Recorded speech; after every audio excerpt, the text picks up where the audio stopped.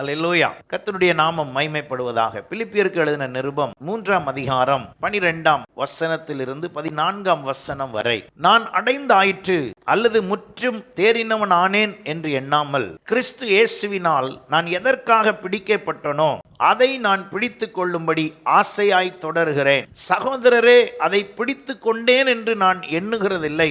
ஒன்று செய்கிறேன், பின்னானவைகளை மறந்து முன்னானவைகளை நாடி கிறிஸ்து இயேசுவுக்குள் தேவன் அழைத்த பரம அழைப்பின் பந்தய பொருளுக்காக லக்கை நோக்கி தொடர்கிறேன். அல்லேலூயா, அல்லேலூயா.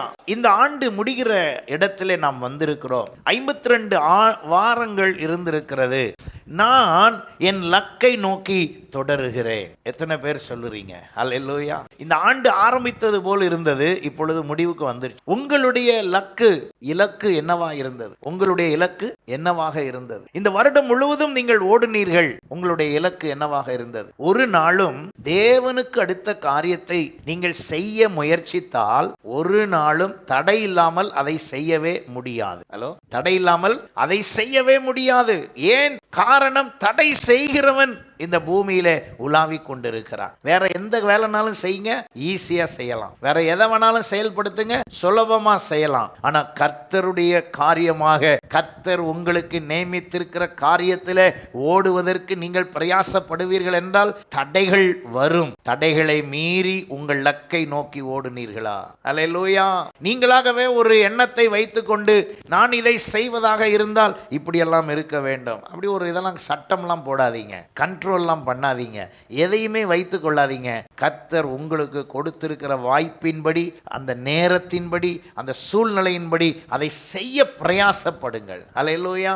அங்கே அதைத்தான் அவர் சொல்லுகிறார். நான் அடைந்தாயிற்று அல்லது முற்றிலும் தேறின நானேன் என்று எண்ணாமல். அப்படின்னா என்ன அர்த்தம்? நான் நான் அடைஞ்சிட்டேன், எல்லாம் தேறிட்டேன். பைபிள்ல யாராவது எனக்கு எல்லாம் தெரியும் அப்படின்னு சொன்னாங்கன்னா அப்படி ஆளை நம்பவே கூடாது. ஏன் தெரியுமா? யாருக்குமே தெரியாது. ராமேன் சொல்லுங்களேன். ஏன் யாருக்கும் தெரியாதுன்னா, இதை யாரும் முழுசும் என்ன செய்ய முடியாது, கற்றுக்கொள்ளவே முடியாது. டேக்ஸ் அப்படின்னு ஒரு பைபிள் இருக்கு, அது ஒரு கமெண்ட்ரி பைபிள்.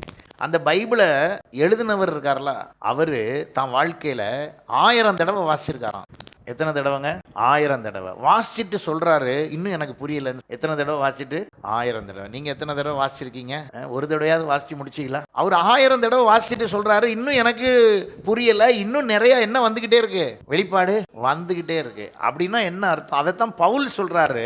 நான் எல்லாம் கத்துக்கிட்ட மாதிரி இருக்குது, எல்லாம் தெரிஞ்ச மாதிரி இருக்குது, ஆனால் நான் முற்றிலும் அடைந்தாயிற்று தேறினவன் என்று எண்ணாமல். அப்படி ஒரு எண்ணமே எனக்கு என்ன செய்யக்கூடாது, வரக்கூடாது. எனக்கு பைபிள்ல எல்லாம் தெரியும் அப்படிங்கிற எண்ணமே நமக்கு என்ன செய்யக்கூடாது, வரக்கூடாது. நான் இன்னும் கற்றுக்கொள்ள, இன்னும் அறிய வேண்டும். ஹல்லேலூயா. இன்னும் இதில் உள்ள ரகசியங்கள் அறிந்து கொள்ள என் இருதய கண்களை என்ன செய்தரலும், திறந்தரலும். சங்கீதக்காரன் இப்படி சொல்றார். இதுல உள்ளத ரகசியத்தை நான் என்ன செய்யணும்? 119ஆம் சங்கீதத்திலே நாம் வாசிக்க முடியும். இதுல உள்ளதை கற்றுக்கொள்றதுக்கு என் கண்ணை என்ன செய்யுங்க, இன்னும் என் மனசை தரங்க, என் கண்ணை தரங்கன்னு தான் சொல்லியிருக்கேன் ஒழிய அடைந்தாயிற்று. அப்ப அவர் அதை என்ன சொல்றாரு? அடைந்தாயிற்று தேறினேன் என்று எண்ணாமல், கிறிஸ்து இயேசுவினால் நான் எதற்காக பிடிக்கப்பட்டேனோ அதை நான் பிடித்து கொள்ளும்படி ஆசையாய் தொடர்கிறேன். அதை வாசிங்க. 119ஆம் சங்கீதம் 18ஆம் வசனம் பாருங்க. உம்முடைய வேதத்தில் உள்ள அதிசயங்களை நான் பார்க்கும்படி என் கண்களை என்ன செய்தரலும், திறந்தரலும். அப்படின்னா என்ன அர்த்தம்னா, நிறைய இடத்துல என்ன எப்படி இருக்குன்னு எனக்கு தெரியாத அளவுக்கு என் கண் குருடா இருக்குது. என் வேதத்தில் உள்ள இந்த காரியங்களை கற்றுக்கொள்வதற்கு, அறிந்து கொள்வதற்கு என் கண்ணை கொஞ்சம் என்ன செய்யுங்க, திறங்க. நான் சுமார் 25 ஆண்டுக்கு மேல ஊழியத்துல வந்துட்டேன். ஆனால் இன்னும் சில வசனம் வாசிக்கும் போது இதை நம்ம இவ்வளோ நாள் வாசிக்கலையே அப்படிங்கிற மாதிரி தோணுது. ஆனால் அதே வசனத்தை 20 தடவை என்ன பண்ணியிருப்போம், வாசிச்சிருப்போம். இது என்ன வித்தியாசமாக இன்னைக்கு தோணுது. அப்போ இன்னைக்கு வாசித்த வசனத்தையே நாளைக்கு வாசிங்க. ஒரு உதாரணத்துக்கு வேணா உங்களுக்கு நான் சொல்கிறேன். டெய்லி காலையில் ஒரே ஒரு சங்கீதத்தை எடுத்து டெய்லி வாசிச்சு பாருங்க. ஆனால் அது என்ன செய்யாதுன்னா, அதே அர்த்தத்தை திரும்ப உங்களுக்கு என்ன செய்யாதுன்னா கொடுக்காது. ஏன் கொடுக்காது அப்படின்னா, அதுதான் ஜீவன் உள்ள வசனம். ஹல்லேலூயா.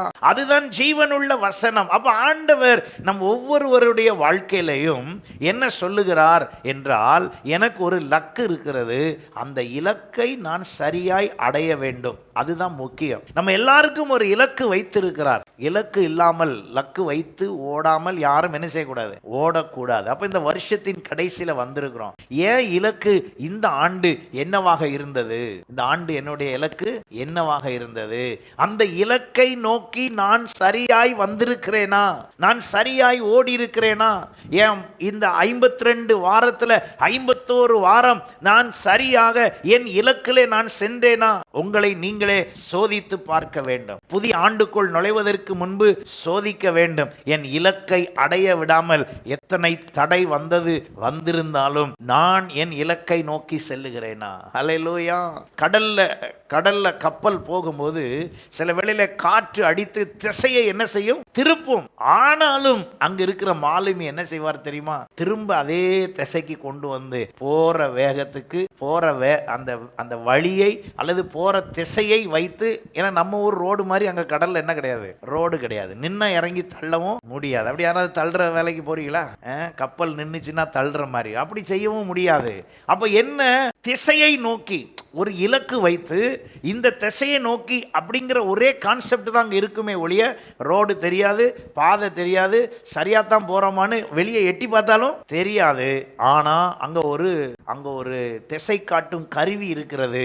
அது சரியாய் காமிச்சு கொண்டே இருக்கிறது. ஹல்லேலூயா. நம்ம கையிலையும் ஒரு திசை காட்டும் கருவி இருக்கிறது. இந்த கருவி எப்படி போறீங்க, எங்க போறீங்க, சரியாத்தான் போறீங்களாங்கிறத இதுதான் காட்டணும். ஆள்கிட்டையா போய் கேட்டு நான் போகிற பாதை சரியா இருக்கான்னு கொஞ்சம் கண்ணை மூடி சொல்லுங்க அப்படின்லாம் என்ன செய்யக்கூடாது, கேட்கக்கூடாது. எல்லாமே பாதைக்கான முள் எல்லாம் எங்கே இருக்கு, எந்த திசையில போகணும் எல்லாம் இங்கே இருக்கு. எத்தனை பேர் விசுவாசிக்கிறீங்க? ஆமாம். ஏதாவது தீர்க்க தரிசன முகாம், தீர்க்க தரிசன மாலை அப்படின்னு போட்டோடனே அங்கே போய் உட்காந்துக்கிட்டு என் எதிர்காலம் எப்படின்னு சொல்லுங்க, எனக்கு அடுத்த வருஷம் எப்படி இருக்கும்னு சொல்லுங்கன்னு போய் உட்காரக்கூடாது. ஏன்னா எல்லாமே நீங்கள் எப்படி செய்யணும், என்ன செய்யணும், எப்படி போகணுங்கிற எல்லாம் எங்கே போட்டிருக்குது, வேதத்தில் போட்டிருக்குது. அப்படி காசெல்லாம் செலவு பண்ணி வீணாக்காம 4 ஏழைகளுக்கு சாப்பாடை கொடுத்துட்டு வீட்டில் உட்காந்து என்ன பண்ணுங்க, நல்ல வேதத்தை வாசிங்க. உங்கள் இலக்கு என்ன, உங்கள் வழி என்ன, நீங்கள் எங்கே போகணும், என்ன செய்யணும் எல்லாத்தையும் ஆண்டவர் தம் வார்த்தையின் மூலம் உங்களுக்கு அறிவிப்பார். அல்லேலூயா. அதற்காகவே உங்களுக்குள் பரிசுத்த ஆவியானவர் கொடுக்கப்பட்டிருக்கிறார். எத்தனை பேர் அதை ஏற்றுக்கொள்றீங்க? அல்லேலூயா. அப்போ தீர்க்க தரிசனம்லாம் வேண்டாமா பாஸ்டர்? அது வேணும். அது எதுக்கு? தீர்க்க தரிசனம் எதற்கு? முழு வேதமும் சொல்லுகிறது தீர்க்க தரிசனம் ஒன்றே ஒன்றுக்கு தான். எதுக்கு சொல்லுங்க பாப்போம், யாராவது சொல்றீங்களான்னு பாப்போம். தீர்க்க தரிசனம் எதுக்கு மட்டும்தான்? தீர்க்க தரிசனம் பக்தி விருத்திக்கு உண்டாகவா? தீர்க்க தரிசனம் ஒன்னே ஒண்ணுக்கு தான் வேதம் சொல்லுகிறது, எச்சரிப்புக்கு மட்டும்தான். யார் எப்படி இருப்ப, நல்லா இருப்பியா, போவியா, வருவியான்லாம் தீர்க்க தரிசனம்னு ஒன்று பைபிள்லே இல்ல. ஒன்னே ஒண்ணுதான், எச்சரிப்பு. என்ன, நான் ராங் ரூட்ல போகும்போது மகனே you are in wrong route அப்படின்னு சொல்றது மட்டும்தான் தீர்க்க தரிசனம். அப்ப இந்த இடையில நல்லா இருப்ப அப்படி இப்படிலாம் சொல்லுதாங்களா, அதெல்லாம் என்னது பாஸ்டர்? அதெல்லாம் வாக்கு தத்த வார்த்தை, ஆறுதல் வார்த்தை, வெளிப்பாடு. என்னதுங்க? வெளிப்பாடு. இப்படி இருக்கலாம் என்று நான் யூகிக்கிறேன் அப்படின்னு, மழை எத்தனை மணிக்கு வரும் என்று எதிர்பார்க்கப்படுகிறது அப்படின்னு ஒன்று சொல்லுவாங்க. அது என்னது? யூகிப்பு. மழை எத்தனை மணிக்கு வரும், அதுக்கு என்ன சொல்லுவாங்க? அதை வானிலை அறிக்கை ஒன்று சொல்லுவாங்கல்லாங்க. அந்த வானிலை அறிக்கை சொல்றது மழை இத்தனை மணிக்கு வரலாம் என்று என்ன செய்யப்படுகிறது, எதிர்பார்க்கப்படுகிறது. உங்கள் வாழ்க்கை இப்படி ஒரு செழிப்பில் வரும் என்று எதிர்பார்க்கப்படுகிறது தான் சொல்ல முடியுமே ஒழிய அது வருமா வராதான்னு யாருக்கும் என்ன செய்ய முடியாது, சொல்ல முடியாது. ஹல்லேலூயா. வேத வசனம் தெளிவாக சொல்லுகிறது, உங்கள் லக்கை ஃபிக்ஸ் பண்ணுங்க. நீங்க பாட்டுக்கு ஓடிக்கிட்டு உங்க லக்கை என்ன செய்யுங்க, ஃபிக்ஸ் பண்ணுங்க. உங்க லக்கை கரெக்டா ஃபிக்ஸ் பண்ணுங்க. ஆண்டவர் இந்த வருஷத்துல சொன்னார், கோணலானவைகளை நான் என்ன செய்வேன், செவ்வையாக்குவேன். அப்போ ஒரு லக்கு இருந்து நீங்க பிரயாணப்பட்டிருந்தீங்கன்னா அதுல இருக்கிற கோணலானதெல்லாம் அவர் கண்டிப்பா என்ன பண்ணிருப்பாரு, செவ்வையா. லக்கே இல்லாம எங்க போறோம்னே தெரியல, என் முன்னால போங்க ஆண்டவரே, என் முன்னால போங்க ஆண்டவர், ஆண்டவரே என் முன்னால போய் உங்க சமூகம் என் முன்னால போட்டோம். அவர் கேட்பாரு, எதுக்கு நீ எங்க போறேன்னு சொல்லு. நீ எங்க போறேன்னு சொன்னாதான் என் சமூகம் எங்க கொண்டு முடியும், உன் முன்னால வழிகாட்ட முடியும். ஒரு கானான் தேசத்துக்கு போறேன்னு ஒரு கும்பல் கிளம்புச்சு, அதனால ஆண்டவர் எங்க இருந்தாரு, சத்தமா சொல்லுங்க, அவர் சமூகம் முன்னால போச்சு. ஏன்னா அவங்களுக்கு என்ன இருந்துச்சு, லக்கு இருந்துச்சு, அங்க ஒரு காரணம் இருந்தது. போறதனுடைய டெஸ்டினி எது, அங்க கடைசியில எங்க போய் முடிய போகுதுங்கிறது அவங்களுக்கு இருந்துச்சு. உங்க வாழ்க்கையில் அப்படி ஏதாவது இருக்கா? காலையில எந்திரிச்சோம், தூங்கணும், எந்திரிச்சோம், சாப்பிட்டோம், வேலைக்கு போனோம், வந்தோம், தூங்கணும், முடிச்சோம், இப்படியே தான் போகுதுன்னா ஒரு வாழ்க்கையில ஒரு லக்கு இல்லாமலே நாம் ஓட ஓட தோல்வி யாருக்குன்னா நமக்கு தான். ஒரு முடிவு எடுக்கணும். ஒரு எல்லாமே சிரமமா தான் இருக்கும். சிரமம் இல்லாம எந்த வேலை இருக்கு, எது இருக்கு? ஆண்டவரே பாருங்க, எனக்கு சில நேரம் ஆதியாகமத்துல வாசிக்கும் போது ஆண்டவர் எல்லாவற்றையும் படைத்து முடிஞ்சது முதலாம் நாள் ஆயிடுச்சு. 6 நாள் படைச்சிட்டு கடைசியில என்ன சொல்லியிருக்கு தெரியுமா? அவர் எப்படி இருந்தாராம்? ஓய்ந்து இருந்தார். ஏன் அவருக்கே ஓய்வு தேவைப்பட்டுச்சா? அவ்வளோ களைப்பாயிட்டாரா? அர்த்தம் என்ன அப்படின்னா, அதனுடைய அப்ப எந்த முயற்சி எடுத்தாலும் ஓய்வு எடுக்கத்தக்க அளவுக்கு அது என்ன செய்யுது? நம்முடைய சரீர பலவீனங்கள், செயல்கள் எல்லாம் வரத்தான் செய்யும். அப்போ இந்த உலகத்திலே மாம்சத்தில் இருக்கிற நான், என்னுடைய ஓட்டம் எப்படித்தான் இருக்கிறது என்றால், அது மாம்சத்துக்குரிய பலவீனத்தை தருகிறது, அது வேதனையை தருகிறது. சில வேளையிலே நான் பேசுகிற சிலரோடு பேசும் பொழுது அங்கே எனக்கு பேசப்பட்ட வார்த்தையினாலே எனக்கு வேதனை வருகிறது, சிலரோடு பழகும் போது வெறுப்பு வருகிறது. இது எல்லாமே கேரக்டர் எல்லாமே உலகத்தில் வளர்ந்து அது வழியாக தான் நான் என்ன பண்ணிட்டு இருக்கேன்? ஓடிட்டு இருக்கிறேன். அப்போ இடையில ஆண்டவர் எனக்கு பாதுகாப்பை தரணும், பராமரிப்பை தரணும், எனக்கு எதிராக இருக்கிற சத்ருவை சரி பண்ணணும், எனக்கு எதிராக இருக்கிற திட்டங்கள் அபத்தமாகணும், பிசாசின் தந்திரம் முறிக்கப்படணும், எல்லாம் செய்யணும்னா நான் முத எங்க போறேன்னு, நான் எங்க போறேனே ஆண்டவர்கிட்ட சொல்லாம, எங்க போறேனே ஒரு முடிவு இல்லாம, என்னுடைய டார்கெட் இதுதான். எத்தனை பேர் அப்படி சொல்றீங்க? இந்த ஆண்டு ஆரம்பிக்கும் போது என்கிட்ட ஒரு டார்கெட் இருந்துச்சு, ஒரு இலக்கு இருந்துச்சு, அந்த இலக்கை அடைவதற்கான வழியில நான் இவ்வளவு தூரம் வந்திருக்கேன் பாஸ்டர் அப்படின்னு சொல்றீங்களா? 10% வந்திருக்கிறேன், 20% வந்திருக்கிறேன், இல்ல நான் ஒரு 50% வந்துட்டேன், இன்னும் கொஞ்சம் தான் இருக்குது, அதை நான் முடிச்சிடலாம்னு இருக்கிறேன், இல்ல தொடர்ந்து அடுத்த வருஷமும் எத்தனை பேர் அப்படி சொல்றீங்க? உங்களுடைய இலக்கு என்ன? ஒரு பிசினஸ் நடந்தா அந்த பிசினஸ்ல ஒரு இலக்கு இருக்கு. இந்த வருஷம் இந்த இத்தனை லட்சம் என்ன செய்யணும்? சம்பாதிக்கணும் அப்படின்னு ஒரு இலக்கு இருக்கு. அந்த இலக்கு இல்லாம எந்த சம்பாத்தியம் இருக்கு? எல்லாருக்கும் டார்கெட் இருக்கு. உடனே கேட்குறாங்க, அப்புறம் உங்களுடைய ஆனுவல் இன்கம் எவ்வளவு? உடனே அவங்க சொல்லுவாங்க ஒரு 20K, 20 லட்சம் ஒரு வருஷத்துக்கு அப்படின்னு சொல்றாங்க. ஒரு வருஷத்துக்கு 20 லட்சம் அப்படின்னா மாசத்துக்கு எவ்வளவு ஆச்சு? ஒரு வருஷத்துக்கு 20 லட்சம்னா மாசத்துக்கு எவ்வளவு ஆச்சுங்க? 1 லட்சத்தி, சரி கணக்கு வேண்டாம் விட்டுருங்க. அப்ப எல்லாருக்குமே ஒரு எண்ணம் என்னன்னா, ஒரு டார்கெட் இருக்கு. ஆனா என் வாழ்க்கைக்குரிய டார்கெட்டை நிறைய நேரம் என்ன செய்யறது இல்லை, ஃபிக்ஸ் பண்றது. ஆனா சம்பாதிக்கிறதுல டார்கெட் இருக்கு. சம்பாதிக்கிற வருமானத்தில் எனக்கு ஒரு டார்கெட் வச்சிருக்கிறேன், ஆனால் என் வாழ்க்கைக்கு ஒரு டார்கெட் வச்சிருக்கிறேன்னா, ஆண்டவரே இந்த ஆண்டு என்னுடைய வாழ்க்கையில் என் அபிஷேகம் இப்படி இருக்க வேண்டும், எனக்குள்ளே வரங்கள் இப்படி கிரியை செய்ய வேண்டும், நான் உமக்காக இத்தனை பேரை போய் பேசியிருக்கணும், இவ்வளோ காரியத்தை நான் செஞ்சிருக்கணும், இப்படி ஏதாவது டார்கெட் இருக்கா பாருங்க. ஒரு டார்கெட்டும் அவர் சம்பந்தமா இல்லைன்னா அப்புறம் அவரை கூப்பிட்டா எப்படி வருவாரு? அவர் சம்பந்தமா ஏதாவது டார்கெட் இருந்தால் தான் அவரும் கூட சேர்ந்து என்ன செய்வார்? உதவி செய்வார். அப்போ அவர் சம்பந்தமான ஒரு டார்கெட் இல்லைன்னா நேரம் அவருக்கு தெரியும் நீங்க எங்க தான் போயிட்டு இருக்கீங்க, அங்க வேற ஏரியாவுக்கு போய்கிட்டு இருக்கீங்கன்னு ஆண்டவருக்கு தெரியுது. அதுல ஆண்டவர் ஒண்ணுமே செய்ய முடியாது. ஆண்டவர்கிட்ட சொல்லணும், ஆண்டவரே நான் உம்முடைய வசனத்துக்கு கீழ்ப்படிந்து இந்த விதமாய் வர விரும்புகிறேன். நீங்க விருப்பத்தை தெரிவிக்கலைன்னா அவர் உங்களை ஒண்ணுமே செய்ய மாட்டார். எனக்கு இந்த வசனம் எப்போதுமே நான் அதை வாசிக்கும் போது பயப்படவும் செய்வேன். என்ன தெரியுமா? இதோ வாசல் அருகே நின்று கதவை தட்டுகிறேன் அப்படின்னு சொல்லிட்டு அவர் சொல்றாரு, என் சத்தத்தை கேட்டு கதவை திறந்தா மட்டும்தான் என்ன செய்வேன்? உள்ள போவேன், சப்போர்ட் பண்ணுவேன். இல்லைன்னா என்ன ஆண்டவரே நான் கொஞ்சம் அசதியா இருந்துட்டேன், நீங்க தள்ளிட்டு வந்துட வேண்டியதானே. அந்த மாதிரி வேலையெல்லாம் அவர் செய்ய மாட்டார். ஆண்டவரும் செய்ய மாட்டார், பாஸ்டரும் செய்ய மாட்டார். நீங்களாம் கொஞ்சம் முயற்சி பண்ணி, அந்த வேலை எனக்கு தேவையில்லைல்ல, என் ஆண்டவருக்கே தேவையில்லைங்கும் போது எனக்கும் தேவையில்லை. ஹலோ, ஒரு சத்தமா சொல்லுங்களேன். உங்களுக்கு ஒரு சபையை கொடுத்துட்டாரு, ஒரு பாஸ்டரை கொடுத்துட்டாருன்னா உங்களுக்கு எங்க எப்ப தேவையோ அந்த நேரத்தில் நீங்க தான் அதை என்ன செய்யணும்? தேடணும், கூப்பிடணும், வச்சுக்கிடணும், செயல்படுத்தணும், எல்லாம் செய்யணும். இல்லைன்னா நஷ்டம் யாருக்குன்னா சபைக்கு இல்ல, கர்த்தருக்கு இல்ல. நஷ்டம் யாருக்கு? நமக்கு தான் நஷ்டம். எத்தனை பேர் நான் சொல்றது புரியும்? சபைக்கும் ஆண்டவருக்கும் நஷ்டம் வரவே வராது. சபை பில்டிங் அப்படியே இங்கே தான் இருக்கும் பாருங்க, அது இங்கேயே தான் இருக்கு. இந்த பாஸ்டர் இல்லைன்னா இன்னொரு பாஸ்டர்ன்ட்டு சபை போய்கிட்டு இருக்கும். ஏஜி அசம்பிளிஸ் ஆஃப் காட் ஸ்தாபனத்தை பொறுத்தளவில் பில்டிங் எல்லாம் ஏன் அவங்க பேர்ல, சொத்தெல்லாம் அவங்க பேர்ல தான் இருக்கும். எல்லா ஏஜி சர்ச்சும் சொத்தெல்லாம் யார் பேர்ல தான் இருக்கும்? அவங்க பேர்ல தான். ஏன் அப்படின்னா சபை ஒரு நாளும் நிக்க கூடாது. திடீர்னு பாஸ்டர் ஏதாவதுன்னா மரித்து போனாரா வேற ஒரு பாஸ்டர் போடலாம், ஏதாவது பிரச்சனையா வேற பாஸ்டர் போடுவோம். சர்ச்சு நிக்காது, சர்ச்சு ஆராதனை ஒரு நாளும் தடையே படாது. சபை ஸ்ட்ராங்கா இருக்குது. அப்போ இது யாருக்கானதுன்னா நான் தான் அதை என்ன செய்யணுங்க? பயன்படுத்தி கொள்ள வேண்டும். அல்லேலூயா. அப்ப எனக்குன்னு ஒரு லக்கு இல்லாம நான் ஓடி ஓடி ஓடி யார் எனக்கு உதவி செய்ய முடியும்? ஏதாவது ஒரு டார்கெட் வச்சு பண்ணா தான் முடியும். இப்ப டார்கெட் ஆரம்பிக்குது பாருங்க. 2026 ஆண்டு எலெக்ஷன் வருது. எத்தனை விஷயத்தை நம்ம கேள்விப்படுறோம். ஒரு அரசியல்வாதியாவது தூங்குறானா பாருங்க. உட்கார்ந்து அவன் என்ன பண்றான்? இப்போ எல்லாரும் ஜெயிக்கிறதுக்கு என்ன பண்ணிட்டு இருக்கான்? திட்டம் பண்ணி டார்கெட் பண்ணி ஏதாவது ஏதோ ஒன்று செஞ்சு நான் வந்துடலாமா அப்படின்னு அவன் என்ன செய்கிறான், டார்கெட் வைத்து அங்கே எலெக்ஷன் பூத் கமிட்டியில் இருக்கிற சின்ன ஆள் வரைக்கும் அங்கே ஒருத்தன் இருந்துக்கிட்டு பேப்பர் எடுத்து பேசிகிட்டு இருப்பான். அங்கே போன உடனே டேனியல் தினபால் 37 45 எண் 20 நீ ஆயா சொல்லிக்கிட்டு இருக்க? இல்லைங்க, வேற ஒருத்தர் டார்கெட் வச்சிருந்தாரு, அந்த டார்கெட்ல எனக்கு வேலை கொடுத்துருக்காரு. எத்தனை பேர் நான் சொல்றது புரியுது? அந்த பூத்துக்காரனுக்கு காசு கிடைக்கும், அது வேற விஷயம். ஆனா அவன் உட்கார்ந்துருக்கானே, ஏன் அப்படி ஒரு ஆளை போய் இப்பவே பார்த்து பேசி, கட்சி தலைமை இப்பயே போய் யாரை பார்த்து பேசுது? பூத் கமிட்டி தலைமையை போய் பார்த்து பேசு. அங்க லோக்கல்ல வேலை செய்யறவனை போய் பேசுது. எதுக்கு? There is a target. அங்க ஒரு இலக்கு இருக்கு, அங்க ஒரு கட்சி ஜெயிக்கணும், நான் ஆட்சியை பிடிக்கணும், நான் முதலமைச்சர் ஆகணும் அப்படின்னு ஒரு இலக்கு வைத்து அங்கே முயற்சி நடக்கிறது. இப்போ ஆண்டவர் உங்களை பார்த்து ஒரு கேள்வி கேட்கிறார். எல்லாரும் முதலமைச்சர் ஆறீங்களான்னு கேட்க மாட்டார், அது எதுக்கு நமக்கு. ஆனா உங்க வாழ்க்கையினுடைய ஆசீர்வாதத்துக்கு வேண்டிய இலக்கை நீங்கள் நிர்ணயித்து இருக்கிறீர்களா?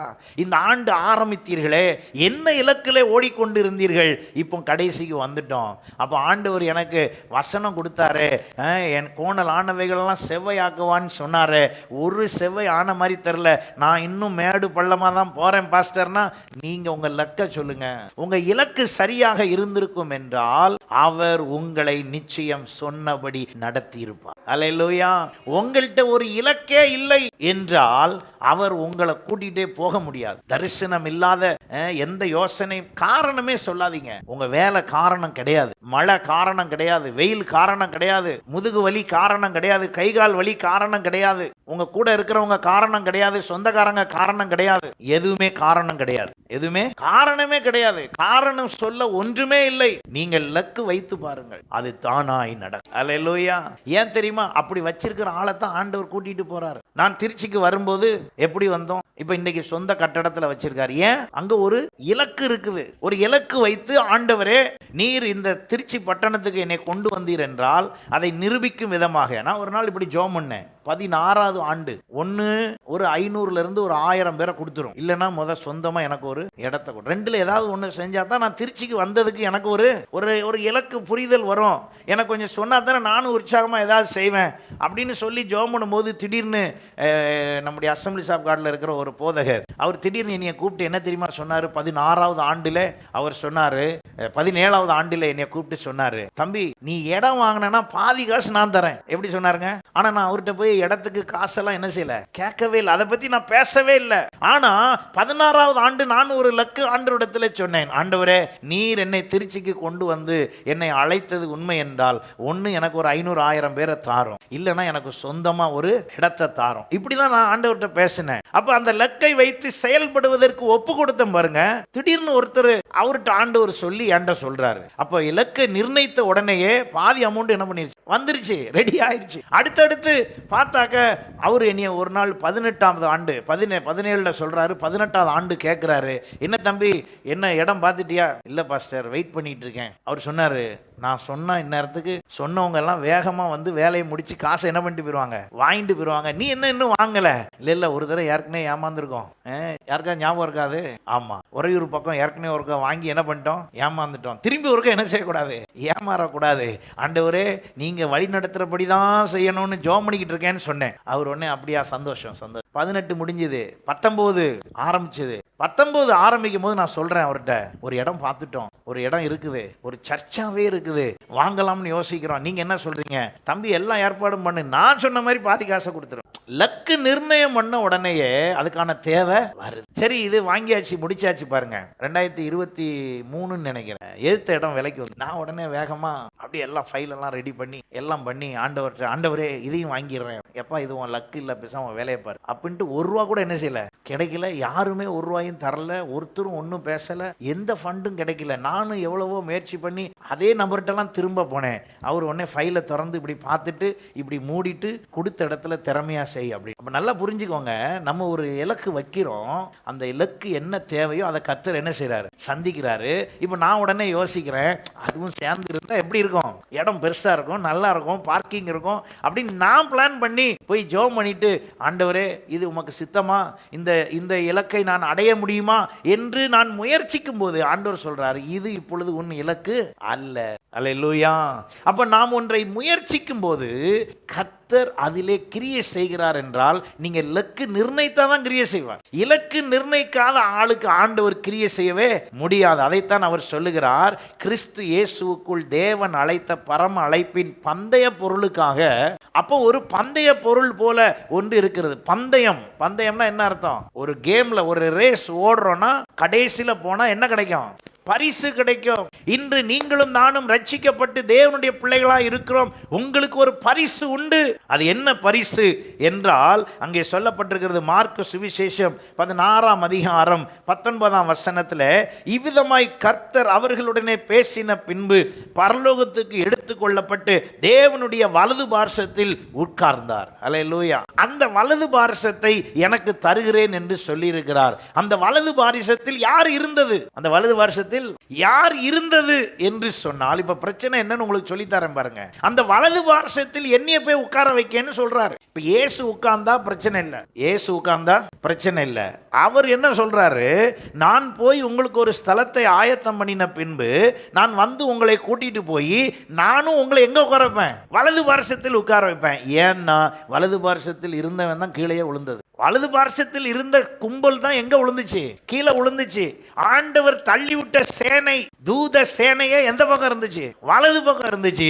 இப்ப இவன் சொல்றான், நான் விழுந்த இடத்துல, நான் இருந்த இடத்துல உன்னைய போக விடவே மாட்டேன். நீ அங்க போகவே முடியாது. அதுக்கு உன்னைய என்னெல்லாம் தடை பண்ண முடியுமோ அதெல்லாம் செய்வேன். இப்ப சொல்லுங்க, உங்களுக்கு தடை என்ன வருது? எப்படி வருது? நீங்க காலையில கிளம்புறீங்க, மழை பெய்யுது. உடனே உள்ள மனசு சொல்லுங்க, மழை பெய்யுது, இந்த வாரம் வேண்டாம், அடுத்த வாரம் போவோம். அவன் பிளான் ஜெயிச்சிட்டானா? எப்படி? அவன் பிளான் ஜெயிச்சு. ஆனா நீங்க நினைஞ்சுக்கிட்டே வந்திருந்தீங்கன்னு வைங்க, அவன் தோத்து இருப்பான், ஆண்டவர் ஜெயிச்சிருப்பான். அல்லேலூயா. அப்படி நினைஞ்சு ஆண்டவருக்காக நினைஞ்சின்னா ஒன்னும் சளியெல்லாம் பிடிக்காது, காய்ச்சல்லாம் வராது. எத்தனை பேர் விசுவாசிக்கிறீங்க? அல்லேலூயா. ஆமா, நான் நிறைய பிளாஷ்பேக்லாம் சொன்னேன்னா எக்கச்சக்கம் இருக்கு. ஆர்ச்சம்பட்டி ஊழியம் செய்யும் போது ஸ்கூட்டர்ல எத்தனையோ தடவை மொத்த குடும்பமும் நினைஞ்சுக்கிட்டே வருவோம். இது வரைக்கும் அப்படி நினைஞ்சு சளி பிடிச்சதே இல்ல. தொப்பதையா நினைஞ்சிரும் உடம்பெல்லாம். எல்லாம் பிள்ளைகள் எல்லாம் சேர்ந்து 4 பேரும் இப்பதான் காரு, அந்த ஸ்கூட்டர்ல, சட்டாக் ஸ்கூட்டர்ல போனா எல்லாம் நினைஞ்சிரும். ஒரு நாள் என்ன பிடிச்சது இல்ல, சளி பிடிச்சது இல்ல. ஜேசன் மட்டும்தான். ஜெர்சா கொஞ்சம் தப்பிச்சிட்டா போல. ஜேசன் தான் ரொம்ப கஷ்டப்பட்டிருக்காப்ல. இடையில உட்காந்துக்கிட்டு சில நேரம் சொல்லுவான், கொஞ்சம் ஓரமா நிப்பாட்டுங்க. எது 2 பேரும் இனி எப்படி நச்சிங்கன்னா கொஞ்சம் எனக்கு கொஞ்சம் ஃப்ரீ கொடுங்க. அவன் கொஞ்ச நேரம் இறங்கி நின்றுட்டு அப்புறம் தான் ஏறுவான். ஏன்? இதெல்லாம் என்ன காரணம்? என்னது? ஒரு லக்கை நோக்கி ஓடும்போது இடையில ஏற்படுறது எதுவும் நம்மளை சேதப்படுத்தவே படுத்தாது. ஹல்லேலூயா. இன்றைக்கு நீங்களும் நானும் ஒரு தீர்மானத்துக்குள் வர வேண்டும். ஒருவேளை இந்த ஆண்டு ஒரு இலக்கு இல்லாம ஓடி இருந்தீங்கன்னா புது வருஷத்துக்குள்ள ஒரு இலக்கோட ஓட ஆரம்பிக்கும் போதே ஒரு இலக்கு வைக்கணும். ஆண்டவரே, வருகிற 2026ஆம் ஆண்டு நான் இன்ன மாதிரி என் வாழ்க்கையில செய்ய என்னை நான் ஒப்பு கொடுக்கிறேன் என்று ஒப்பு கொடுங்க. கர்த்தர் உங்களுக்கு உதவி. அல்லேலூயா. ஒரு காரணம், எங்க போறீங்க? சும்மா போறேன். வாழ்க்கையே சும்மா தெரியப்படாது. ஏதாவது ஒரு காரணம் இருக்கும். சில பேரை கேட்டா எங்க போறீங்க? சும்மா இந்த அப்படி பக்கத்துல போறேன். ஏன் சும்மா போற? ஒரு காரணமா போ. எல்லாத்துக்கும் எதை கேட்டாலும் சும்மா போறேன். எங்க போறீங்க? சும்மா எந்த ஊர் போறீங்க? சென்னை வரைக்கும் சும்மா போயிட்டு வரோம். சும்மா ஏன் சென்னை வரைக்கும் போற?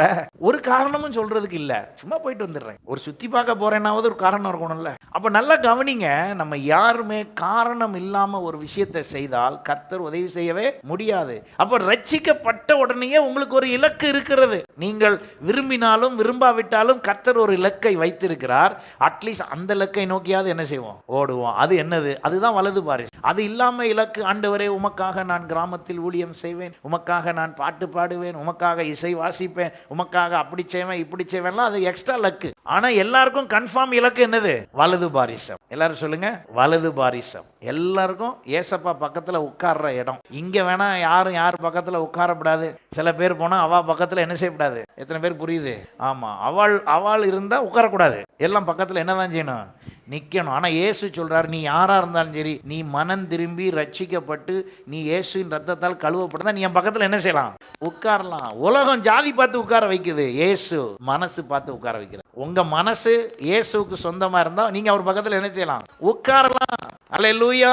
இன்னைக்கு வசதி பார்த்து உட்கார வைக்கிறது, வசதி பார்த்து உட்கார வைக்கிறது. விஐபி சீட் எங்க உட்கார்ந்துருக்கு? முன்னால உட்கார்ந்துருக்கு. கவலைப்படாதீங்க, இயேசு பக்கத்தில் உட்காரும் போது அந்த விஐபி சீட்டில் உட்கார்ந்துருந்த ஆள்லாம் உங்கள் பக்கத்தில் சும்மா உட்காருமா, ஓரமாக உட்காரும். அந்த அளவுக்கு ஆண்டவர் உங்களை என்னை வைத்து இருக்கிறார். எத்தனை பேர் அந்த ஆசை, அந்த விசுவாசம்? இப்போ இது நான் சொல்லுகிறது கன்ஃபார்ம். எல்லாருக்கும் இந்த இலக்கு இருக்க வேண்டும். நான் அந்த இலக்கை தான் சொல்லுகிறேன். மற்றவர்களுக்கு இருக்க வேண்டிய இலக்கு எக்ஸ்ட்ரா இருக்கிறது, நீங்க வச்சுக்கோங்க, எக்ஸ்ட்ரா வைங்க, சந்தோஷம். ஆனால் நீங்கள் தவிர்க்க முடியாத, தப்பிக்க முடியாத ஒரு இலக்கு இருக்கிறது. என்ன?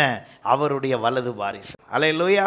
அந்த இலக்கு மிஸ் ஆனா இன்னொரு இலக்கு இல்லை, அதுவும் ஏற்பாடு பண்ணி வைத்திருக்கிறார். அந்த வலது வாரிசத்திலிருந்து விழுந்தவனுக்குன்னே ஒன்று ஏற்பாடு வச்சிருக்காரே, அக்கினி கந்தம் எரிகிற கடல். இங்க இல்லைன்னா, வலது வாரிசம் இல்லைன்னா, வலது வாரிசத்தில் இருந்தவன் இடத்துலயாவது போய் என்ன செய்யணும்? இருக்கணும். ஆனா உலகத்துல சொல்லுவாங்க, ஒன்னு முதல்வனா இரு, இல்லைன்னா முதல்வனோடு இரு. ஒன்னு வலது வாரிசத்துல இரு, இல்லைன்னா வலது வாரிசத்துல இருந்து விழுந்தவன் கூட போயிரு. நான் இந்த வேளையில ஊழியக்காரனாக உங்களை எல்லாரையும் எங்க கூட்டு போக விரும்புறேன்? வலது வாரிசத்துக்கு. ஹல்லேலூயா.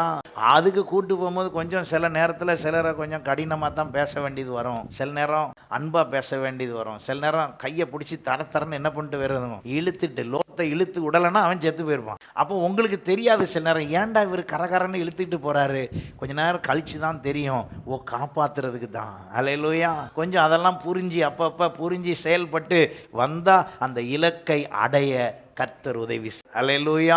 அப்ப நம்ம எல்லாருடைய நோக்கம் என்ன? ஒன்னே ஒண்ணுதான். அப்போ தள்ளப்பட்ட சாத்தான் பிதாவின் வலது பார்சத்தில் இருந்தவனா இருந்ததுனால நம்மள அங்க போறதுக்கு அவன் என்ன செய்ய மாட்டான்?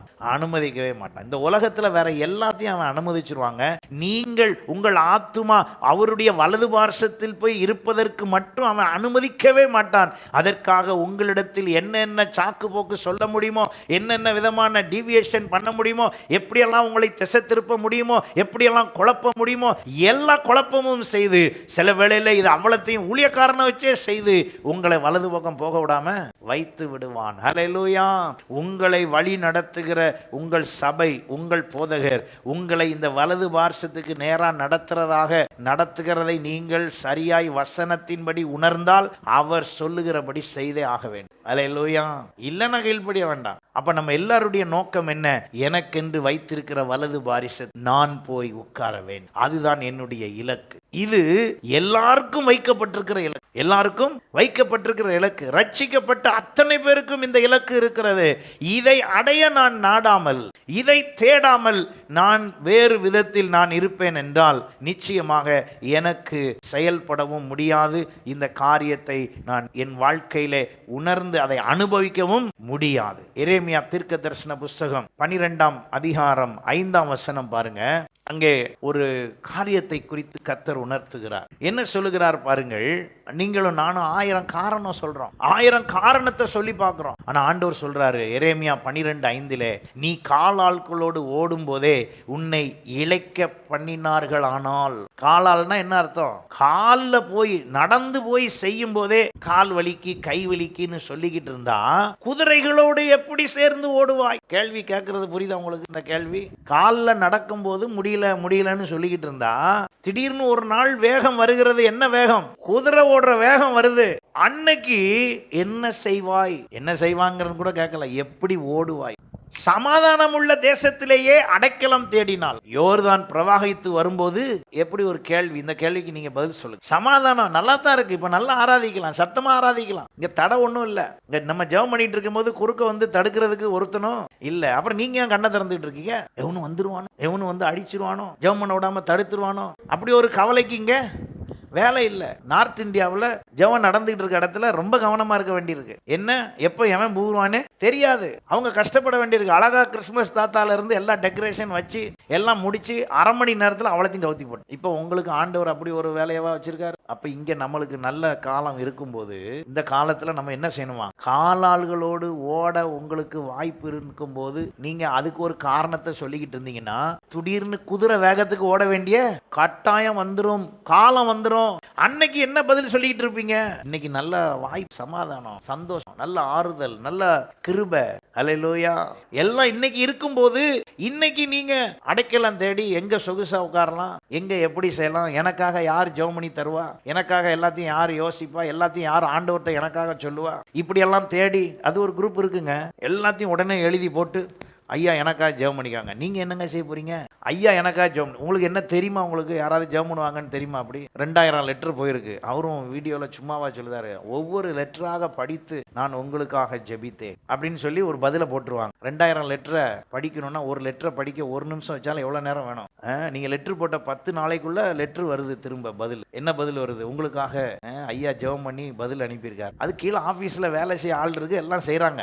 ஆனா நீங்களும் நானும் ஏமாந்துட்டு ஜெபம் பண்ணிருக்காரு. நீங்க என்ன பண்றீங்க? உங்களுக்கும் ஆண்டவருக்கும் இடையில பிரச்சனையா? உங்களுக்கும் ஆண்டவருக்கும் இடையில ஏதாவது குறைபாடு இருக்கா? எவ்வளவு ஏமாத்து பாருங்க. ஹலோ, இதை போய் ஏமாத்துன்னு சொல்றீங்களா பாஸ்டர்? உங்களை தேவனோடு கனெக்ட் பண்ண விடாம தடுக்கிற எல்லாரும் வேலையும் என்னதுதான்? ஏமாத்து தான். உங்களை ஜெபம் பண்ண விடாம நான் ஜெபம் பண்றேன்னு வாங்கி ஜெபம் பண்ற ஆள் எல்லாம் ஏமாத்த ஆள் தான். நான் ஏன் நீங்க ஏதாவது கேட்கும் போது உங்கள்ட்ட நீங்க ஜெபம் பண்ணீங்களா அப்படின்னு ஏன் உங்கள்ட்ட அந்த கேள்வியை கேட்கிறேன்? நீங்க முதல்ல ஜெபம் பண்ணணும். உங்க கூட சப்போர்ட்டுக்கு தான் நான் ஜெபம் பண்ணணும். அல்லேலூயா.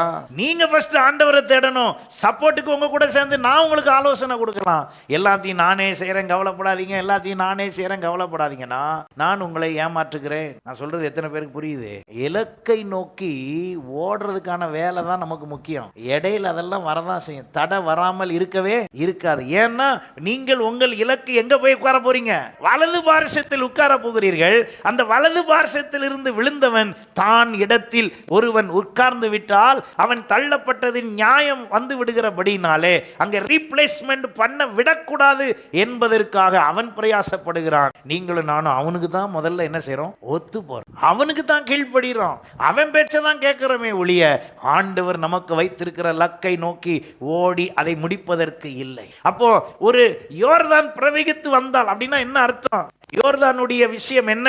யோசுவா 4ஆம் அதிகாரத்தை வாசித்து பார்ப்பீர்கள் என்றால் யோர்தான் எப்படி ஓடுமா? கரை புரண்டு ஓடும். அந்த 2 பக்கமும் அங்க யாரும் பக்கத்துல போய் நிக்க முடியாது. அந்த ஓட்டத்தை யாரும் நிறுத்த முடியாது. அப்படி ஒரு வேகம் உள்ளதுதான் யோர்தான் நதி. யோர்தான் நதியின் வெள்ளப்பெருக்கு வந்தால் ஒருவரும் குறுக்க நிக்க முடியாது. இப்ப நம்ம ஊர்லயே வெள்ளம் ஓடையில வந்தாலே நிக்க முடியல.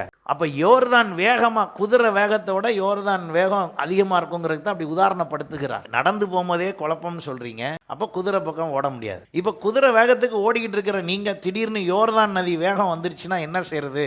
அப்ப உலகத்திலேயே வேகமான நதி எது? யோர்தான் நதி. அப்ப அந்த நதியினுடைய வேகத்துக்கு ஒப்பிட்டு அவர் சொல்லுகிறார், திடீர்னு பிரச்சனை அப்படி வந்துருச்சுன்னா என்ன செய்வீங்க?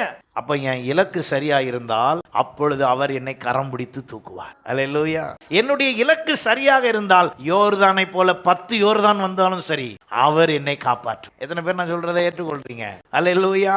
எவ்வளவு பெரிய வேகம் வந்தாலும் சரி, ஏன்னா என் இலக்கு யாரை பார்க்க இருக்கு? அவரை பார்க்க இருக்கிறது, அவரை நோக்கி இருக்கிறது, அவர் தருகிற வலது பார்சத்தை நோக்கி இருக்கிறது. அப்ப என் லெக்குல எந்த மாற்றமும் இல்லாதனால இடையில வர்ற எந்த பிரச்சனையா இருந்தாலும் அதெல்லாம் தூள் தூளாக்கிடும். ஆகினாலதான் கானான் போய் சேர்க்கும் வரை இடையில் வந்த செங்கடலாக இருக்கட்டும், மாறாவா இருக்கட்டும், இடையில் வந்த 37 ராஜாக்களா இருக்கட்டும், எல்லாத்தையும் முறித்து போட கர்த்தர் உதவி. இடையில சபிக்க வந்த தீர்க்கதரிசியை கூட என்ன செய்ய விடல? சபிக்க விடல. அது மாத்திரமல்ல, போய்கொண்டே இருக்கும்போது திடீரென்று ஒரு ஊர்ல அங்கே பிரச்சனை பெருசா இருக்குது, சண்டை ஓஞ்ச மாதிரி தெரியல, இந்த சண்டையை முடிச்சாதான் முடியும் சொன்ன உடனே என்ன செய்யலாம்? இலக்கு சரியா இருந்தபடியால் சூரியன் தரித்து நின்றது. அல்லேலூயா. போற இலக்கு சரியா இருந்தனால யோசுவா சொல்லுகிறார், சூரியனே தரித்து நில். இப்போ வரைக்கும் சயின்டிஸ்ட் அதை ஆராய்ச்சி பண்றாங்க.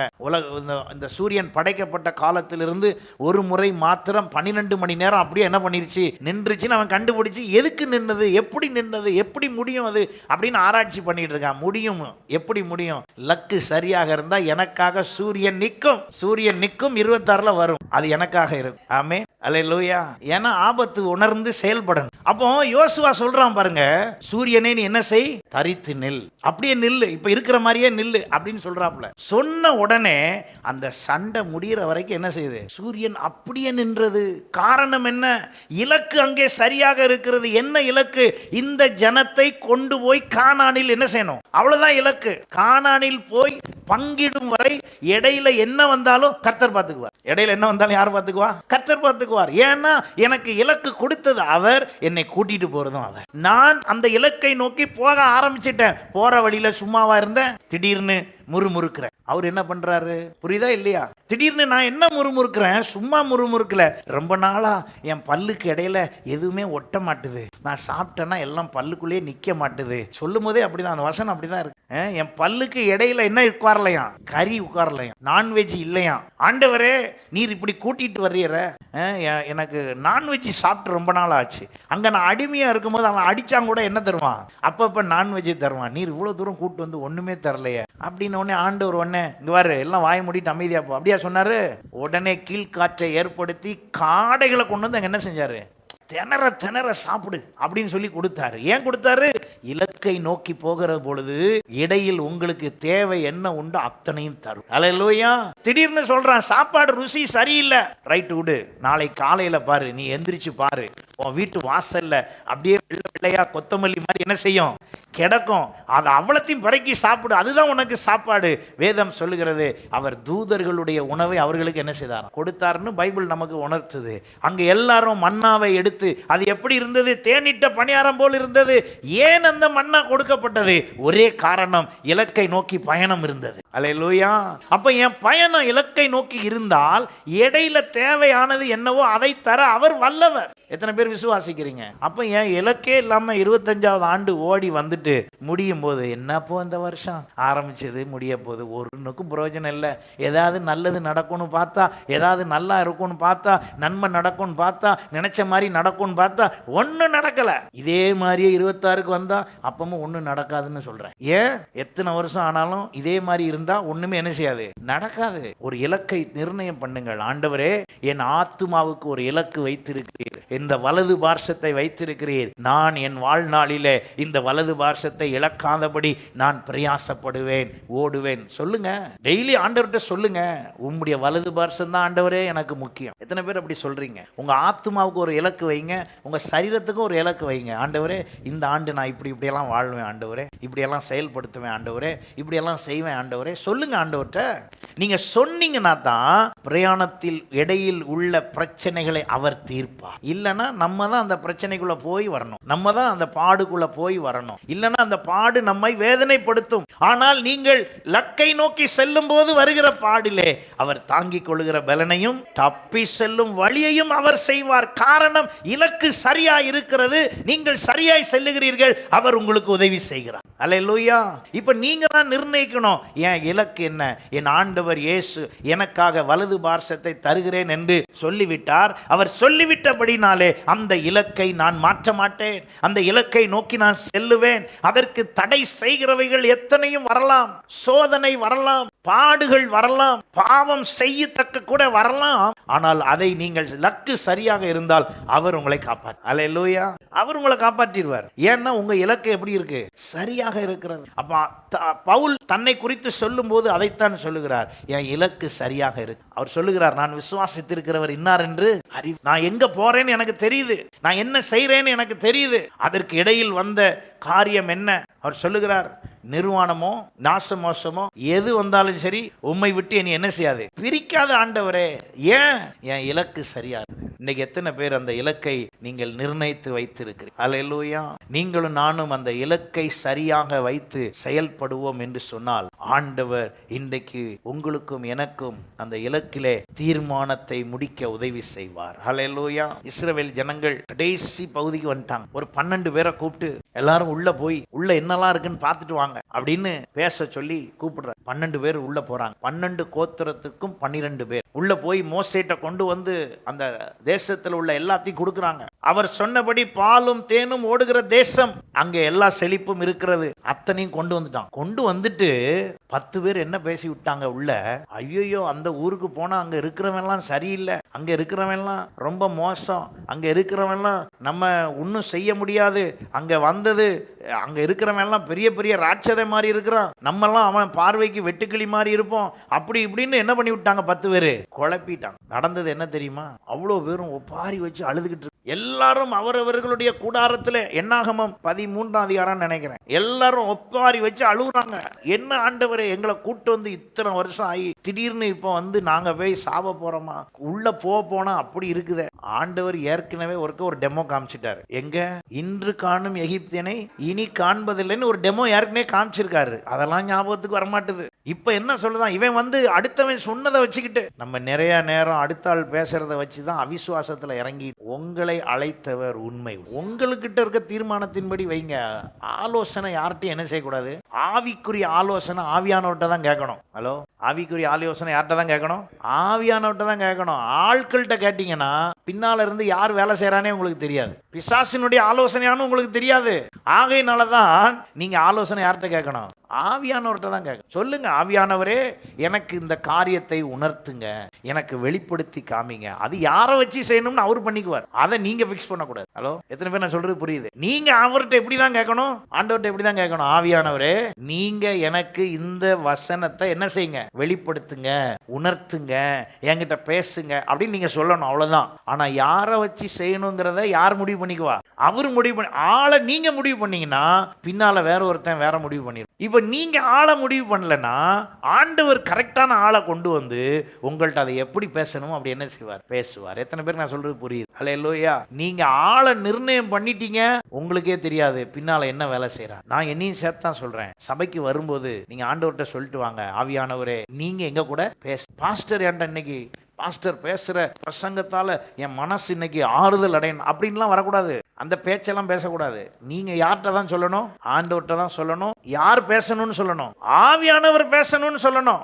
ஆவியானவரே நீங்க பேசுங்கன்னு சொல்லணும். அப்போ அவர் உங்களுக்கு ஏற்றபடி என்ன பேசணுமோ முன்னால நிக்கிற ஆளை கரெக்ட் பண்ணி பேச வைப்போம். அல்லேலூயா. இல்லைன்னா தப்பா போயிடும். அப்ப நம்ம எல்லாருமே ஒரு விஷயத்தை புரிஞ்சுக்கோங்க. என் இலக்கு சரியாக இருந்தால் அதை கொண்டு போய் சேர்க்கிற வரைக்கும் என்னை பாதுகாத்து பராமரித்து ஊட்டி வளர்க்கிற வேலை எல்லாம் யார் வேலை? அவருடைய வேலை. அவர் பார்த்துக்குவாரு. அவர் அதை பார்த்ததற்கு அடையாளம் உண்டு, அதை பார்த்ததற்கான சாட்சி உண்டு. அதை அவர் செய்தார் என்பதற்கு வேத வசனத்திலே என்ன உண்டு? உறுதிப்பாடு உண்டு. ஹல்லேலூயா. இவங்க எல்லாம் பேசின உடனே அங்கே சொல்லப்பட்டிருக்கிறது, இரண்டு பேர் மட்டும் ஒரு விஷயத்தை சொன்னாங்க. என்னாகமம் 14ஆம் அதிகாரம் 24ஆம் வசனம் பாருங்க. என்னுடைய தாசனாகிய காலே வேற ஆவியை உடையவனாய் இருக்கிறபடினாலும் உத்தமமாய் என்னை பின்பற்றி வந்தபடினாலும் அவன் போய் வந்த தேசத்திலே அவனை சேர பண்ணுவேன், அவன் சந்ததியார் அதை சுதந்தரித்துக் கொள்வார்கள். 16ஆம் வசனம் பாருங்க.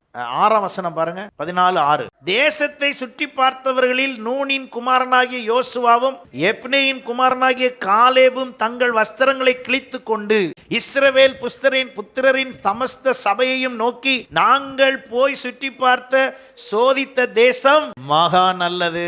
கர்த்தர் நம்மேல் பிரியமாய் இருந்தால் அந்த தேசத்தில் நம்மை கொண்டு போய் பாலும் தேனும் ஓடுகிற அந்த தேசத்தை நமக்கு கொடுப்பார். நல்லா கவனிங்க. புலம்பிக்கிட்டு இருந்தவன், அழுதுகிட்டு இருந்தவன் எல்லார் கண்ணு முன்னாலதான் ஏற்கனவே சூரியனை நிப்பாட்டி அங்க ஏற்கனவே என்ன பண்ணிருக்கு? ஜெயிச்சிருக்கு. ஏற்கனவே அப்படிதான் ஜெயிச்சிருக்கு. ஏற்கனவே அங்க வர்ற வழியில எத்தனையோ ராஜாவை நீங்க சங்கீதத்துல படிச்சீங்கன்னா தெரியும். 136 இது இருக்கட்டும், அப்படியே 136 சங்கீதத்துல படிச்சீங்கன்னா துதியுங்கள் துதியுங்கள்னு வரும் பாருங்க. அங்க பாருங்க அத்தனை ராஜா லிஸ்ட் இருக்கு. இதெல்லாம் இதுக்கு முன்னால நடந்தது. எதுக்கு முன்னால நடந்தது? இப்போ உள்ள போய் சோதனை பண்றதுக்கு முன்னால நடந்த மேட்ரு. ஆனா அதெல்லாம் மறந்தாச்சு. அன்னைக்கு அந்த ராஜா வரும்போது பெரிய ராஜாவான், அவன் வரும்போதே கர்த்தர் என்ன பண்ணாரு? காப்பாத்தினாரு. இப்ப இந்த வெட்டுக்கிளி மாதிரி நம்ம இருக்கோம்னு சொல்லிக்கிட்டு இருக்க இந்த ராட்சதனை காப்பாத்த என்ன ஆண்டவரால முடியாதா அப்படிங்கிற எண்ணமே வராத அளவுக்கு நான் சொன்னேன் பார்த்தீங்களா? அந்த தரிசனத்தின்படி, அந்த திட்டத்தின்படி அதை போய் அடைய விடாமலே நமக்கு என்ன வந்துகிட்டே இருக்கும்? பேச்சுவார்த்தை வந்துகிட்டே தான். இப்ப இவங்க 2 பேர் மட்டும் அங்க நின்று பேசுறாங்க. எப்போதுமே 10 பெருசா 2 பெருசா? எப்போதுமே 10 தான் பெருசு. ஆனா ஆண்டவர் காரியத்தில் அப்படி கிடையாது. அளவு அந்த அளவு கிடையாது. சொல்ற மேட்டர் தான் அளவு. அங்க நடந்தது என்ன பாருங்க. 9ஆம் வசனம் படிங்க. கர்த்தருக்கு விரோதமாய் மாத்திரம் கலகம் பண்ணாதிருங்கள். அந்த தேசத்தின் ஜனங்களுக்கு நீங்கள் ஏன் இதை இப்படி சொல்றதுக்கு 2 பேர் வேணும்னா, அதான் தேவனால் நடத்தப்படுதலுக்கும் அந்த வலது பார்சத்துல உட்கார விடாம ஒருத்தன் தடுப்பான்னு சொன்னேன் பாத்தீங்களா? அந்த பயம் 10 பேருக்கு வந்துருச்சு. எந்த பயம்? அந்த டார்கெட்டை அடைய விடாம பண்றதுக்கு பயமுறுத்துதலுடைய பயம் யாருக்கு வந்துருச்சு? 10 பேருக்கு வந்துருச்சு. ஆனா இவன் 2 பேர் மட்டும் என்ன செய்யல? பயப்படவே இல்லை. அந்த 2 பேர் இடத்துல தான் நீங்களும் நானும் வரணும். அல்லேலூயா. இவன் என்ன சொல்றான் பாருங்க. அவர்கள் நமக்கு இறை ஆவார்கள். எப்படி சொல்றான்? எப்படி இதை சொல்ல முடியும்? என்ன பாஸ்டர் பேசுறீங்க? 10 பேர் வந்து அவ்வளவு சாட்சி சொல்றான் நிரூபிச்சு, நீங்க அதை ஏத்துக்கிட்டு போறீங்களா? இல்ல, கர்த்தருடைய வல்லமையை விசுவாசிக்கிறவர்களுடைய எண்ணங்கள் வேறு, அதிலே பயப்படுகிறவர்களுடைய எண்ணங்கள், அவர்களை காத்த நிழல் அவர்களை விட்டு விலகி போயிட்டு கர்த்தர் நம்மோடு இருக்கிறார். அவர்களுக்கு பயப்பட வேண்டியதில்லை. காரணம் ஏன் பயப்பட வேண்டாம்னா, நம்ம கூட யார் இருக்கா? எல்லாரும் சொல்லுங்க, ஏன் கூட கர்த்தர் இருக்கிறார். நான் பயப்படேன். அல்லேலூயா. நான் பயப்படேன், எனக்கு சத்துரு என்ன செய்வான்? அவர் என் வலது பார்சத்தில் இருக்கிறபடியால் நான் அசைக்கப்படுவதில்லை. என் பக்கத்தில் 1000 பேரும் என் வலதுபுறத்தில் 10,000 பேர் விழுந்தாலும் அது என்னை, ஆமா கரெக்டா அதை மட்டும் வாசிச்சிருவோம். 91ஆம் சங்கீதத்தை மட்டும் அதெல்லாம் கரெக்டா அப்பப்ப வாசிச்சு ஆண்டவரே. ஆனா ஒரு பயம் வரும்போது தான் தெரியுது, பிரச்சனை வரும்போது தான் தெரியுது வாசிச்சது என்னது அப்படி சொல்லி பார்த்துக்கிறது இல்லைங்க. தைரியமா நீங்கள் நிர்ணயம் பண்ண லக்கு சரியாக இருந்தால் இடையில எது வந்தாலும் அவர் பார்த்து. எத்தனை பேருக்கு அந்த தைரியம் வருது? நான் பயப்பட மாட்டேன். இப்ப 26வது ஆண்டை நினைச்சு என்ன செய்ய வேண்டாம்? பயப்பட வேண்டாம். உங்க பிசினஸை நினைச்சு பயப்பட வேண்டாம். உங்க வாழ்க்கையை நினைச்சு பயப்பட வேண்டாம். உங்க எதிர்காலத்தை நினைச்சு பயப்பட வேண்டாம். உங்களுடைய இலக்கு, அல்லேலூயா, உங்க இலக்கு இது கணவன் மனைவி குடும்பமா எடுக்கிற முடிவு இல்ல. இப்ப நான் சொல்லிக்கிட்டு இருக்க இலக்கு கணவனுக்கு தனி, மனைவிக்கு தனி. என் கணவர் இலக்கு வச்சிருக்காரு, நீங்க போக முடியாது. கணவன் இலக்கு தனி, மனைவி இலக்கு தனி, பிள்ளை இலக்கு தனி. இங்க நான் சொல்லிக்கிட்டு இருக்கிறது இண்டிவிஜுவல். அல்லேலூயா. இங்கே இருக்கிற எல்லாரும் தனித்தனி ஆத்துமா. சபைக்குள்ளே வரும்போது இங்கே குடும்பமாய் உட்கார்ந்து இருக்கலாம், குடும்பமாய் நீங்கள் சபைக்கு வந்திருக்கலாம். ஆனால் ஆத்துமா கணக்கு எப்படிதான்? எல்லாம் தனித்தனி. அவரவருடைய ஆத்துமாவுக்கு உகந்தபடி நீங்கள் தீர்மானிக்க வேண்டும். அல்லேலூயா. மனைவிக்காக கணவன் தீர்மானிக்க முடியாது, கணவனுக்காக மனைவி தீர்மானிக்க முடியாது, பெற்றோர் பிள்ளைக்காக தீர்மானிக்க முடியாது, பிள்ளைகள் பெற்றோருக்காக தீர்மானிக்க முடியாது. அவரவர் தீர்மானித்து செய்ய வேண்டியது, என் இயேசு கிறிஸ்து எனக்காக தருகிற அந்த வலது பார்சத்தில் நான் உட்காருவதே என்னுடைய இலக்கு. அல்லேலூயா. உங்களை அப்படி உட்கார வைப்பதற்கான வழி நடத்துவதே சபையின் இலக்கு. சபையின் இலக்கு அதுதான். அதை தவிர வேற எதை பத்தியும் பேசுறதுக்கு இல்லை. அதுக்கு என்னெல்லாம் உண்டோ அதைத்தான் புதிய ஆண்டிலே கர்த்தர் நமக்கு செய்வார், செய்ய போகிறார், அதன்படி வழி நடத்துவார். அல்லேலூயா. அதை தவிர வேற எதுவும் செய்ய போறதும் இல்லை. ஆண்டவர் நம்மளை வழி நடத்த போறதும் இல்லை. ஆகையினாலே இந்த எப்னேயின் குமாரனாகிய காலேபும் அவனோடு கூட இருந்தவனும் பேசின அந்த வார்த்தையை கேட்டு எல்லாரும் இவங்களை நோக்கி கல்லெறிகிற அளவுக்கு என்ன பண்ணிட்டாங்க? கொந்தளிச்சுட்டாங்க. என்ன சொல்றாங்க பாருங்க. அப்பொழுது அவர்கள் மேல் கல்லெறிய வேண்டும் என்று சபையார் எல்லாரும் சொன்னார்கள். உடனே கர்த்தருடைய மகிமை ஆசரிப்பு கூடாரத்தில் இஸ்ரவேல் புத்திரர் எல்லாரும் முன்பாகவும், உடனே ஆண்டவர் அங்க மகிமையை வெளிப்படுத்திட்டாருங்க. அந்த மகிமையை வெளிப்படுத்தின உடனே அவ்வளவு பேர் அமைதியாயிட்டு. ஓ ஆமா, மகிமையை காமிக்காம மற்றபடி எப்படி செஞ்சாலும் அது வந்து கல்லெறிகிற மாதிரி தான் ஆயிரும். மகிமை வந்திருக்கணும் அங்க உடனே. அல்லேலூயா. உடனே அங்க நடந்தது என்ன பாருங்க. ஆண்டவர் சொல்றாரு, கர்த்தர் மோசையை நோக்கி, எது வரைக்கும் இந்த ஜனங்கள் எனக்கு ஆனாலும் சும்மா இருக்காருன்னு நினைக்கிறீங்க? பத்திரமா கூட்டு போய் உள்ள விட்டேன். அல்லேலூயா. நம்மளை பத்தி எல்லாம் அவருக்கு நல்லா தெரியும். பக்கத்துல முடிஞ்சா பார்த்து சொல்லுங்க, உங்களை பத்தி ஆண்டவருக்கு நல்லா தெரியும். கணவன் மனைவியா இருந்தா தைரியமா சொல்லுங்க, எனக்கும் தெரியும் ஆண்டவருக்கும் தெரியும்னு சொல்லுங்க. ஆமென். கணவன் மனைவியா இருந்தா பக்கத்துல சொல்ல ஈஸியா போச்சு. என்னது? ஆமா. இப்ப எனக்கு கல்யாணம் ஆகி 25 வருஷத்துக்கு மேல ஆயிடுச்சுல, இப்ப சொல்ல முடியும். என்னைய பத்தி ஆண்டவருக்கும் தெரியும், அங்க ஒரு ஆள் உட்கார்ந்து இருக்கு அவங்களுக்கும் தெரியும். உங்களுக்கு எல்லாம் தெரிஞ்சது வேலை. உங்களுக்கு எல்லாம் என்ன எவ்வளவு நேரம் தான் தெரியும்? ஞாயிற்றுக்கிழமை 2 மணி நேரம், இடப்பட்ட நாள் எப்பயாவது தான் தெரியும். காலம் ஃபுல்லா கூடவே இருக்கிற ஆள் அவங்க தான். அவங்க மனசுல நான் என்ன பேசினாலும் தெரியுமையா.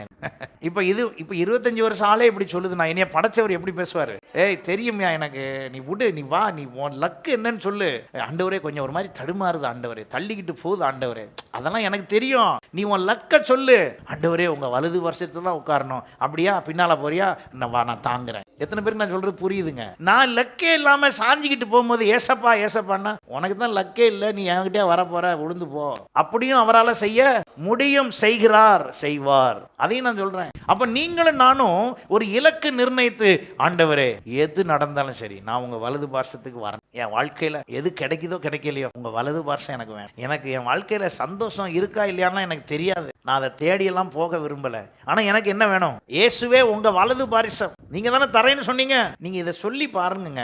ஒரு ட்ரையலுக்கு வேணா ஒரு 10 நாள் சொல்லி பாருங்க. ஒரு ட்ரையல். என்னதுங்க? ட்ரையல், சோதனை ஓட்டம். எத்தனை நாள்? ஒரு 10 நாள் சோதனை ஓட்டம் ஓட்டி பாருங்க. உங்களுக்கு அந்த 10 நாள்ல என்ன ரிசல்ட் வருதுன்னு அப்புறம் சொல்லுங்க. அல்லேலூயா. உங்களை நடத்துகிறவர் உண்மை உள்ளவர். அவருக்கு கர்த்தர் உங்கள் பட்சத்தில் நிற்கும் பொழுது அவருக்கு விரோதமாய் நிற்பவன் யார்? அவர் உங்கள் வலது பக்கத்தில் இருக்கும் போது உங்களுக்கு விரோதமாய் எவன் எழும்ப முடியும்? அவரே உங்கள் வலது கரத்தை பிடித்து பயப்படாதே, நான் உனக்கு துணை நிற்கிறேன் என்கிறார். அவர் உங்கள் அருகில் இருக்கிறார். அவர் உங்களுக்காக யாவையும் செய்கிறார். எத்தனை பேர் விசுவாசிக்கிறீங்க? அல்லேலூயா. அவர் உங்களுக்காக எல்லாவற்றையும் செய்யும் போது நீங்களும் நானும் கவலைப்படாமல் ஒரே தீர்மானத்தோடு, ஆண்டவரே, இந்த ஆண்டிலே நான் ஒருவேளை என் இலக்கை நான் மறந்திருக்கலாம், அதை குறித்து அக்கறைப்படாமல் இருந்திருக்கலாம், அதற்காக பிரயாசப்படாமல் இருந்திருக்கலாம். ஆனால் வருகிற ஆண்டு நான் விடப்போவதில்லை. இன்றையிலிருந்தே நான் ஆரம்பிக்கிறேன். என் இலக்கு பிதாவின் வலது பார்சத்தில். இயேசு எனக்காக வீற்றிருந்தது போல நானும் அவரோடு கூட வீற்றிருப்பேன். ஒரு நாளைக்கு ஒரு தடவையாவது இதை உங்க வாயை திறந்து என்ன பண்ணிடுங்க, சொல்லிருங்க. அல்லேலூயா. என்ன சொல்லிருங்க? இயேசுவே, உங்க வலது பார்சத்துல நான் உட்கார்ற ஸ்லாக்கியம் எனக்கு வேணும். காலையில எந்திரிச்சோன்னு இதை சொல்லிருங்க. இதை சொல்லிட்டு நீங்க பாட்டுக்கு உங்க வேலையை பாருங்க. கர்த்தர் உங்களை வேலி அடைத்து காத்துக்கொள். உங்களுடைய முன்னும் பின்னும் அவருடைய சமூகம் என்ன செய்யும்? செல்லும். அல்லேலூயா. அவர் தன்னுடைய கரத்துக்குள்ளே உங்களை பத்திரமாக என்ன செய்வார்? வைத்துக் கொள்வார். இன்னும் நான் சொல்லுகிறேன், உங்களை கண்மணியை போல என்ன செய்வார்? காத்துக்கொள்வார். ஏன் காத்துக்கொள்வார்? காரணம், நீங்க எங்க போய் உட்கார போறீங்க? அவருடைய வலது பார்சத்தில். அதில் உட்கார்வதற்கு நீங்கள் பிரயாசப்பட்டீர்கள், ஆசைப்பட்டீர்கள், நடத்தப்படுவதற்கு ஒப்பு கொடுக்கிறீர்கள். உங்களை கண்மணி போல காத்துக் கொள்வார் என்று கர்த்தர் உங்களோடு உரைக்கிறார். அதன்படி செய்வார். கர்த்தர் உங்களை வலது பார்சத்தில் உட்கார பண்ண விரும்புகிறார். ஒப்பு கொடுப்போம், செயல்படுவோம். கர்த்தர் நிச்சயமாய் நம் ஒவ்வொருவரையும், அல்லேலூயா. அதைத்தான் அங்கே நாம் சங்கீதம் 16:8 வாசிக்கிறோம். கர்த்தரை எப்பொழுதும் எனக்கு முன்பாக வைத்திருக்கிறேன், அவர் என் வலது பார்சத்தில் இருக்கிறபடியால். அவர் எனக்கு எங்க இருக்காரு? அவர் ஏன் வலது பார்சத்தில் இருக்கிறாரு? நான் அவருக்கு வலது பார்சத்தில். ஆமென். இப்ப அவர் அப்படி இருக்கணும்னா எப்படி இருக்கிறது? எத்தனை பேருக்கு சொல்றது புரியுது? வசனத்தை தவிர வேற எதையும் சொல்லல உங்களுக்கு. அவர் என் வலது பார்சத்தில் இருக்கிறாருங்க. நான் அதனால என்ன செய்வதில்லை. இப்ப சொல்லுங்க, உங்க பிசினஸ் அசைக்கப்படுமா? உங்க வாழ்க்கை அசைக்கப்படுமா? உங்க பிரச்சனை ஏதாவது பெருசா வருமா? எதுவுமே வராது. ஆனா அதுக்காண்டி எதுவும் வராதுன்னு சொல்ல, வரும். ஆனா அது எதுவும் உங்களை பாதிக்காது. ஆமென். அது உங்களை வேதனைப்படுத்தாது. அது உங்களை மேன்மைப்படுத்தி அது உங்களை மேற்கொள்ளாமல் நீங்கள் அதை மேற்கொள்வீர்கள். காரணம் ஒன்னே ஒண்ணுதான். அவர் என் வலது பார்சத்தில் இருக்கிறாரு. நான் அவர் வலது பார்சத்தில் இருக்கிறத விரும்புறேன், நாடுகிறேன், தேடுகிறேன். அல்லேலூயா. அந்த கவனம் மட்டும் இருக்கட்டும். கர்த்தர் உங்களை வேலி அடைத்து காத்து வழி நடத்துவார். God bless you.